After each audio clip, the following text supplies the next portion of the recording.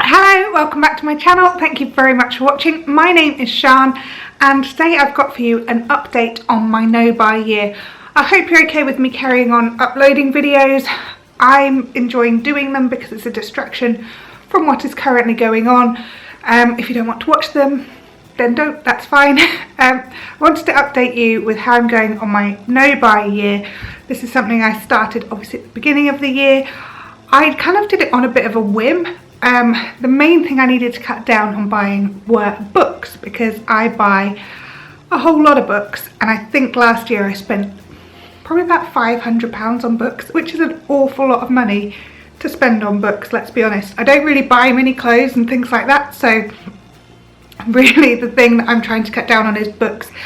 And also, you know, when you're in the supermarket and you just pick up some stuff for the kids, maybe clothes, all that kind of stuff. Obviously, I will still buy my children clothes if they need them. And I set a rule that I could buy myself things on eBay, again, if I needed something. So I could buy second hand, or I could go to a charity shop if there was something that I really needed. And I have bought my son one shirt for a wedding we're hopefully going to in the summer. So I have done some things like that. Largely, well in fact totally, apart from this drunken purchase, which most of you know about, that I bought in January and didn't actually realise I'd bought till I got an email saying your order is on its way, and I was like, what order? Yeah, apart from this, I haven't bought anything for myself.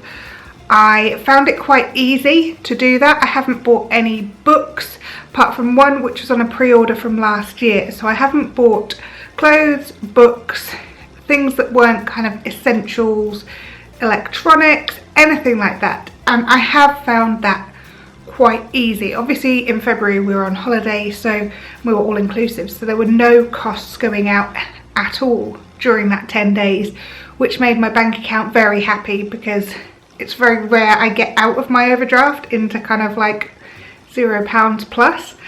So it felt quite good to not be spending as much. I've definitely noticed that I had a bit more money or a bit less overdraft, so I was less far into my overdraft than previously, which is obviously progress because I'm trying to get rid of that overdraft.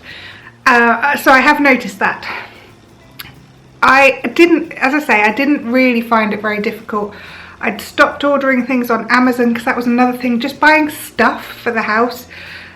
Just like generally kind of DIY things like that, but also I'd spot things and think, oh, the kids might like that, so I was buying stuff far more often. Amazon have probably wondered what on earth's happened to me because shopping from them has massively decreased. However, it was all going really well till coronavirus and the children being off school, because all of a sudden I needed ways to entertain them. I needed kind of things for them to do, like science projects, and again I really have not spent a lot of money. One thing I've found is really useful is my children are often given like science things or slime things or robots, things like that for their birthdays. They never do those kind of toys ever. So the first thing I did when I found out the kids were going to be at home was I took out all the toys that they've been given. I keep them in a separate cupboard and we generally re-gift them. I got them all out and I was like, right, we're going to do all of these. We've done one of the science kits. It was really interesting. So all this kind of stuff that we actually already had in the house has been really good to kind of get back out and say, right, we're doing this. This is what we're learning today. So I haven't had to buy too much in that respect, but I have bought a couple of board games just to keep us entertained and a couple of jigsaw puzzles. So I went into the works the other day and I bought a jigsaw puzzle, some card, and a little notebook because we're all doing a diary throughout this kind of isolation. So I have bought things. I have not spent a lot of money. I've spent probably less than £50, and that's in the last 2 weeks. So it's not that bad. I haven't kind of gone all out and bought everything they'll need for work at home because, let's be honest, they've already got kind of pens, pencils, in pencil cases. They don't need things like that for being at home. So I have already got a lot of stuff, and like I said, I'm repurposing all of the birthday presents they've ever been given that they have not played with.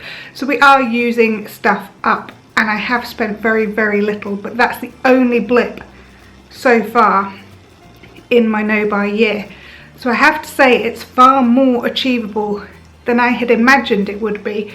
But then I'm not someone who's kind of going out buying a coffee, going out nipping to the shops. We don't have that many shops close by, so it's not something I can really do. So actually, me cutting down what I spend is literally me stopping buying books on Amazon.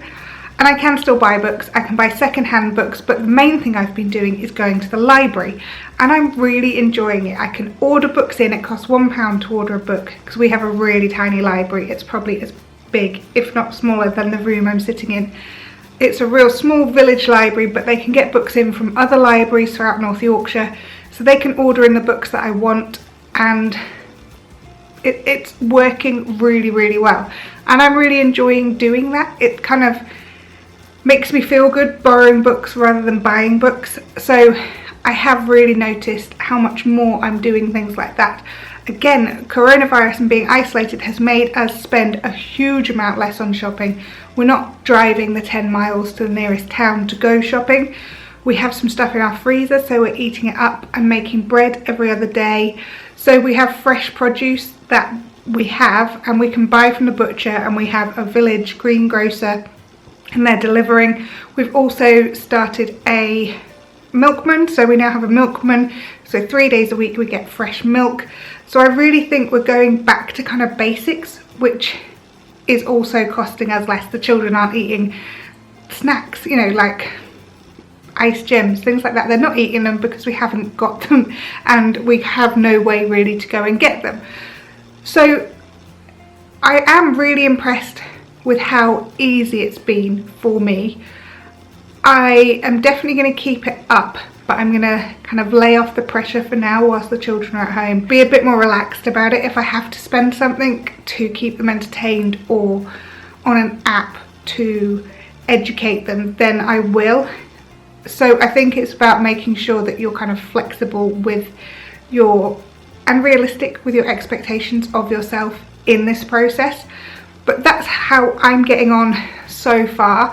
Let me know how you're getting on, because I know quite a few of you are doing this too, and I'd love to hear how you're finding it, how you're finding having the kids home, all that kind of stuff. And I will speak to you again soon. All right, bye.